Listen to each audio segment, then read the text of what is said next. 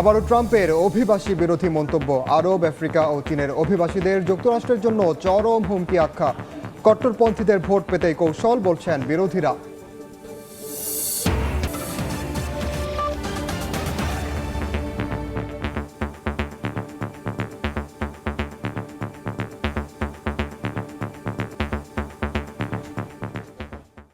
আন্তর্জাতিক সময়ের সঙ্গে আছি আমি ওমর ইনান।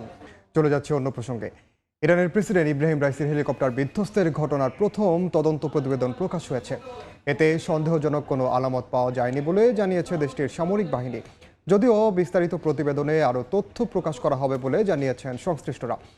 এদিকে ইসরায়েলের বিরুদ্ধে আরব বিশ্বের অবস্থান শক্তিশালী করার আহ্বান জানিয়েছেন ইরানের সর্বোচ্চ ধর্মীয় নেতা আয়াতুল্লাহ আলী খামেনি। বিধ্বস্তের ঘটনার প্রথম তদন্ত প্রতিবেদন প্রকাশ করেছে ইরানের সামরিক বাহিনী। প্রতিবেদনে বলা হয়, যাত্রার পুরো সময়ে হেলিকপ্টারটি পূর্ব নির্ধারিত গতিপথে ছিল, ফ্লাইট রুট থেকেও বিচ্যুত হয়নি। দুর্ঘটনার প্রায় 1.5 মিনিট আগে বাকি 2 হেলিকপ্টারের সঙ্গে যোগাযোগও করেন পাইলট। এমনকি ওয়াচ টাওয়ারের সঙ্গে ফ্লাইট ক্রুর কোনো সন্দেহজনক কথোপকথনের রেকর্ডও পাওয়া যায়নি। এদিকে রাইসির মৃত্যুতে সবাই যখন শোকে বিহ্বল, ঠিক তখনই আবারও দখলদার ইসরায়েলিদের বিরুদ্ধে হুমকি দিলেন ইরানের সর্বোচ্চ ধর্মীয় নেতা আয়াতুল্লাহ আলী খামেনি। তেল আবিবের বিরুদ্ধে আরব বিশ্বের অবস্থান শক্তিশালী করার আহ্বান জানান তিনি। আন্তর্জাতিক সময় আরও থাকছে। নির্বাচনের তারিখ ঘোষণার পরে যুক্তরাজ্যে প্রচারণা শুরু। ভোট চাইলেন প্রধানমন্ত্রী সুনাক। ব্রিটেনকে পুনরুজ্জীবিত করার প্রতিশ্রুতি লেবার নেতা স্টারমারের। আবারও অভিবাসী বিরোধী মন্তব্য করে নির্বাচনের আগে আলোচনায় সাবেক মার্কিন প্রেসিডেন্ট ডোনাল্ড ট্রাম্প। বৃহস্পতিবার নিউ ইয়র্কে এক শোভাযাত্রায় অংশ নিয়ে ট্রাম্প বলেন, আফ্রিকা, মধ্যপ্রাচ্য ও চীনের অভিবাসীরা মার্কিন নাগরিকদের জন্য হুমকি হয়ে উঠছে। ট্রাম্পের আরও অভিযোগ, 2022 সালে ফ্লোরিডার বাড়িতে অভিযান চালানোর সময় তার উপর প্রাণঘাতী অস্ত্র ব্যবহারের অনুমতি দেওয়া হয়েছিল। তবে এই অভিযোগ ভুল ও বিপজ্জনক বলে মন্তব্য করেছেন মার্কিন অ্যাটর্নি জেনারেল।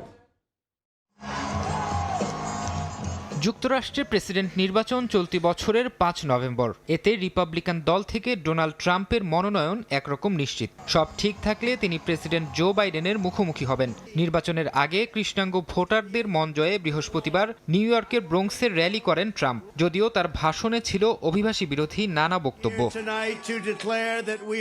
অভিবাসীদের বিরুদ্ধে বিষোদ্গার করে যুক্তরাষ্ট্রের সাবেক প্রেসিডেন্ট ডোনাল্ড ট্রাম্প বলেন, তারা মার্কিনদের ওপর আক্রমণ করার জন্য সংগঠিত হচ্ছে।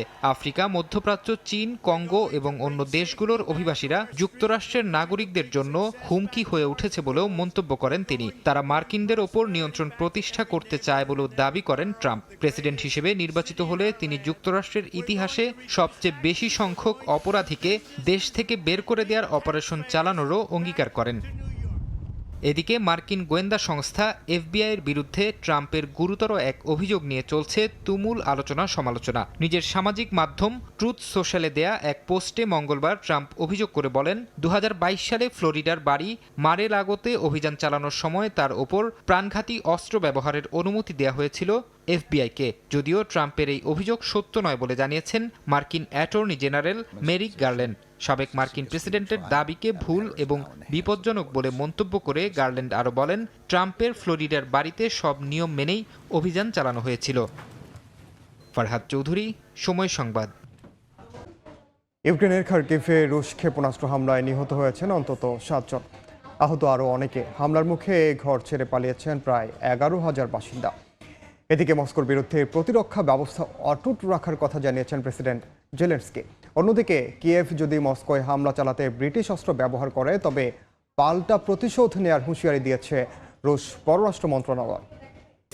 হুঁশিয়ারি দিয়ে বলেন, রুশ সেনাবাহিনীর যে কোনো অগ্রযাত্রা রুখে দেওয়া হবে। অন্যদিকে চলতি মাসের শুরুতে ব্রিটিশ পররাষ্ট্রমন্ত্রী ডেভিড ক্যামেরন বলেন, রাশিয়ার অভ্যন্তরে লক্ষ্যবস্তুতে আঘাত করার জন্য যুক্তরাজ্যের দেয়া অস্ত্র ব্যবহার করার অধিকার ইউক্রেনের আছে। এই মন্তব্যে ক্ষোভ জানিয়ে পাল্টা জবাব দিল মস্কো। বৃহস্পতিবার দেশটির পররাষ্ট্র মন্ত্রণালয়ের মুখপাত্র মারিয়া জাখারোভা হুঁশিয়ারি দিয়ে বলেন, ইউক্রেন যদি রাশিয়ার ভূখণ্ডে হামলা চালাতে ব্রিটিশ অস্ত্র ব্যবহার করে তবে মস্কো ব্রিটিশ লক্ষ্যবস্তুতে হামলা করে তার প্রতিশোধ নেবে। অন্তরাসেন, সময় সংবাদ। নির্বাচনের তারিখ ঘোষণা করে প্রচারণায় নেমে পড়েছেন যুক্তরাজ্যের প্রধানমন্ত্রী ঋষি সুনাক। বৃহস্পতিবার লেবার পার্টির নেতা কিয়ার স্টারমারও প্রচারণা চালান। কে হবেন দেশটির পরবর্তী প্রধানমন্ত্রী তা নিয়ে কোনো অনুমান করা না গেলেও জনমত জরিপ বলছে 14 বছর শাসন করার পরও লেবার পার্টির তুলনায় 20% পিছিয়ে আছে কনজারভেটিভ পার্টি।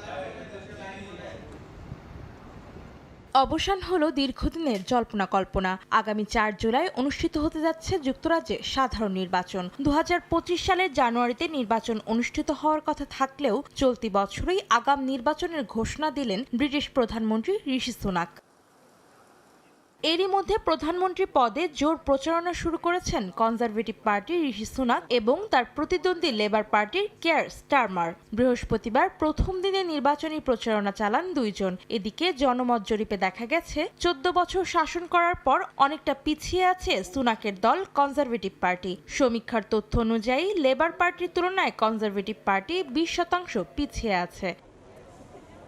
অন্যদিকে আগাম নির্বাচনের ঘোষণা দিয়ে দলের অনেককেই একই সঙ্গে অবাক ও ক্ষুব্ধ করেছেন ঋষি সুনাক। বৃহস্পতিবার প্রচারণায় গিয়ে সুনাক জানান, ব্রিটেনের অর্থনীতি একটি কোণে ঘুরছে এবং অবৈধ অভিবাসন মোকাবিলায় তার একটি পরিকল্পনা রয়েছে। কিন্তু তিনি শঙ্কা প্রকাশ করে বলেন, গত 3 বছরে দ্রব্যমূল্যের দাম বেড়েছে 21% এবং জাতীয় স্বাস্থ্য পরিষেবা দীর্ঘ সময় ধরে আটকে থাকায় ভোটারদের বোঝানো কঠিন হতে পারে যে ব্রিটেন সঠিক পথেই রয়েছে।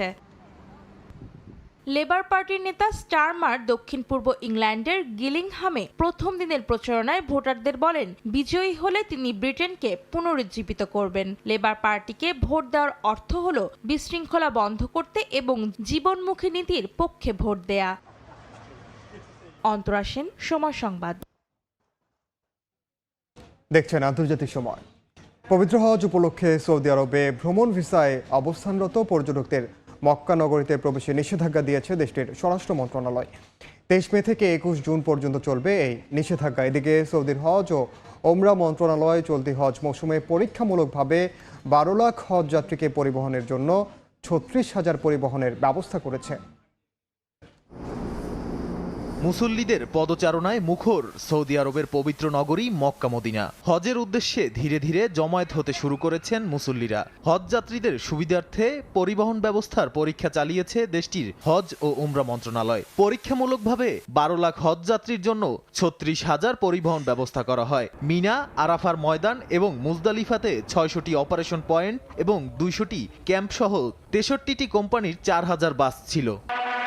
এই পরীক্ষায় সবথেকে বেশি যে লাভ হয়েছে তা হলো হজ করতে যাওয়া যাত্রীদের সেবায় হজ বিষয়ক অফিসগুলোর অংশগ্রহণ এবং প্রয়োজনের ভিত্তিতে পবিত্র স্থানগুলোর মধ্যে ভ্রমণের সময়ও পরিমাপ করেছে কর্তৃপক্ষ। এছাড়াও এই পরীক্ষার মাধ্যমে হজ যাত্রীদের কোন কোন ক্ষেত্রে সমস্যা ও অসুবিধার সম্মুখীন হতে হয় তাও পর্যবেক্ষণ করেছেন তারা। এছাড়াও পবিত্র স্থানগুলোতে আরও উন্নত মানের সেবার জন্য বাস পার্কিং এবং অবকাঠামোর গুণমানও পরীক্ষা করা হয়েছে। শক্তিশালী অবকাঠামো প্রকল্পের উপর নির্ভর করে হজযাত্রীদের সহযোগিতা করার জন্য বিভিন্ন খাতকে দায়িত্ব দেওয়া হয়েছে। তবে পরিবহন ব্যবস্থার জন্য নানামুখী পরিকল্পনা নিয়ে আলোচনার মাধ্যমে সময়সূচি চূড়ান্ত করা হবে বলে আশা করা হচ্ছে। এদিকে বর্তমান সৌদি আরবে ভ্রমণ ভিসায় অবস্থানরত পর্যটকদের 1 মাসের জন্য পবিত্র মক্কা নগরীতে প্রবেশে নিষেধাজ্ঞা দিয়েছে দেশটির স্বরাষ্ট্র মন্ত্রণালয়। আগামী 23 মে থেকে 21 জুন পর্যন্ত চলবে এই ভ্রমণ নিষেধাজ্ঞা। এর মধ্যে দিয়ে সাফ জানিয়ে দেওয়া হয়েছে ভ্রমণ ভিসায় গিয়ে হজ করা যাবে না। নাদিম মারজান, সময় সংবাদ।